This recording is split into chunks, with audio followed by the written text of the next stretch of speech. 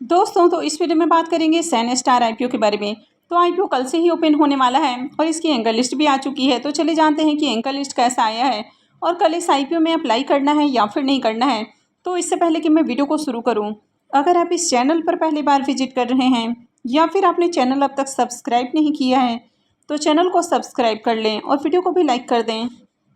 पहले बात कर लेते हैं आईपीओ के डिटेल्स की। तो आईपीओ 19 जुलाई से ओपन होने वाला है, यानी कि कल से ही ओपन हो रहा है और 23 जुलाई को क्लोज होगा। फेस वैल्यू ₹2 पर शेयर है। बुकिंग प्राइस 95 है और आईपीओ में 150 शेयर्स का लॉट है। आईपीओ 510.15 करोड़ का है। इसमें 397.10 करोड़ के फ्रेश इशू हैं और 113.05 करोड़ का ऑफर फॉर सेल है। और ये मेन बोर्ड आईपीओ है, तो कंपनी बीएसई और एनएसई के ऊपर लिस्ट होने वाली है। आईपीओ में रिजर्वेशन पोर्शन को देखें तो क्यूआईबीज के लिए इस आईपीओ में 50% का पोर्शन है, रिटेलर्स के लिए 35% और एचएनआईज के लिए 15% का पोर्शन है। तो आईपीओ कल से ओपन होने वाला है, लेकिन एंकर इन्वेस्टर्स के लिए आईपीओ आज ही ओपन हो चुका था और एंकर इन्वेस्टर्स को इस आईपीओ में 1,61,10,000 इक्विटी शेयर्स एलोकेट किए गए हैं, यानी कि 153.05 करोड़ का पोर्शन एंकर इन्वेस्टर्स को एलोकेट किया गया है। तो चलिए इसके एंकर लिस्ट को भी देख लेते हैं। सैन स्टार आईपीओ की एंकर लिस्ट को देखें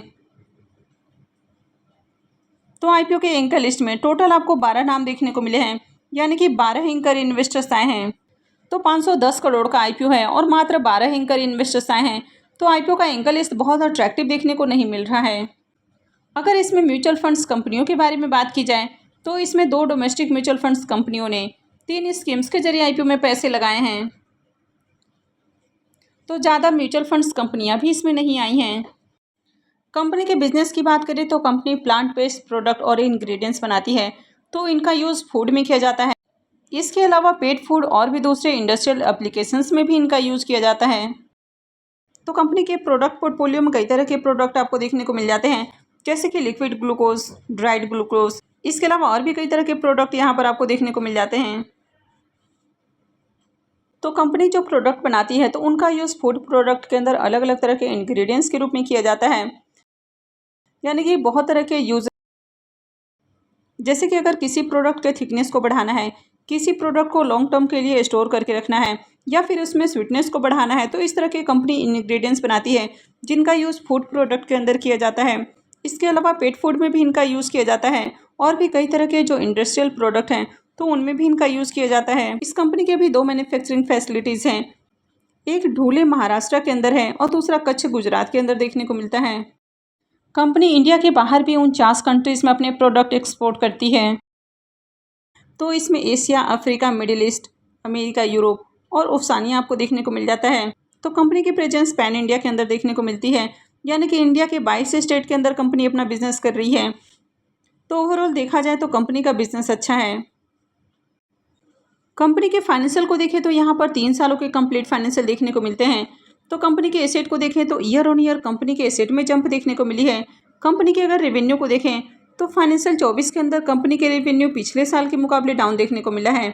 कंपनी के प्रॉफिट को देखें तो कंपनी के प्रॉफिट ईयर ऑन ईयर आपको बढ़ते हुए देखने को मिले हैं। फाइनेंशियल 22 में कंपनी जहां 15 से 16 करोड़ के अराउंड प्रॉफिट बना रही है, फाइनेंशियल 23 में बढ़ के 41 से 42 करोड़ के अराउंड देखने को मिल रहा है और फाइनेंशियल 24 में देखें तो 66 करोड़ से भी ज़्यादा का प्रॉफिट है। कंपनी के नेटवर्थ में भी लगातार आपको तेजी देखने को मिली है और कंपनी के रिजर्व भी आपको बढ़ते हुए देखने को मिले हैं और अभी कंपनी के पास 225 करोड़ का रिजर्व है।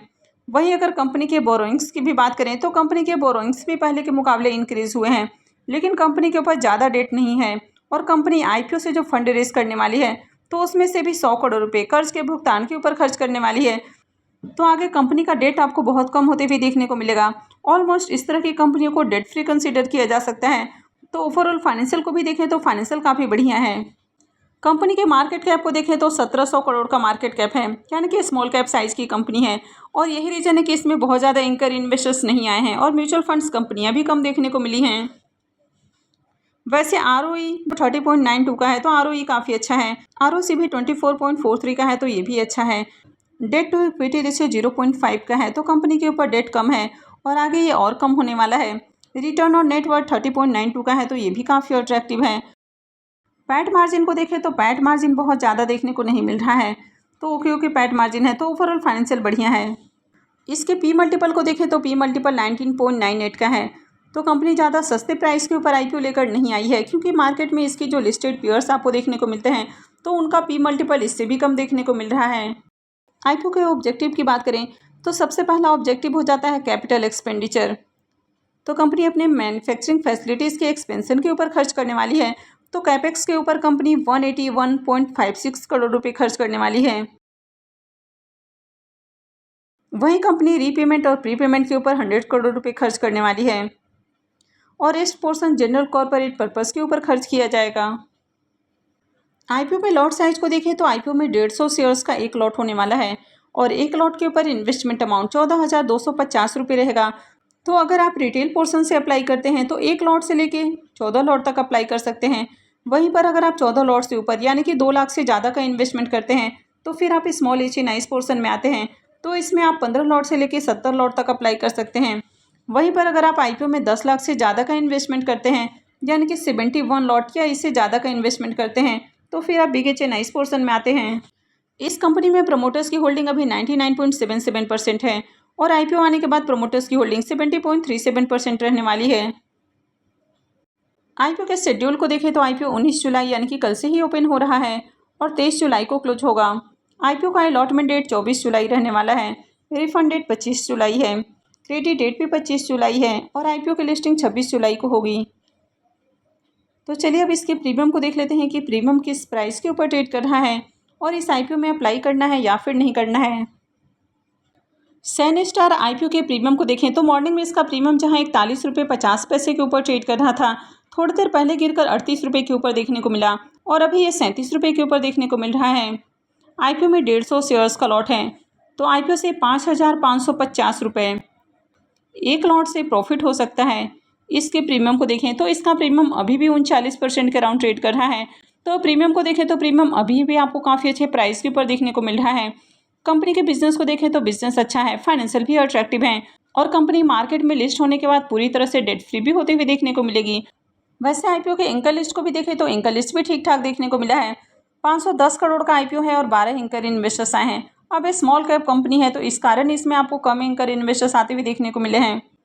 तो बहुत अट्रैक्टिव एंकर लिस्ट देखने को नहीं मिला है, तो इसके कारण भी हो सकता है कि प्रीमियम अभी आपको गिरावट देखने को मिल रही है। लेकिन अगर ओवरऑल आईपीओ को देखें तो आईपीओ बढ़िया देखने को मिल रहा है, तो आईपीओ में अप्लाई किया जा सकता है।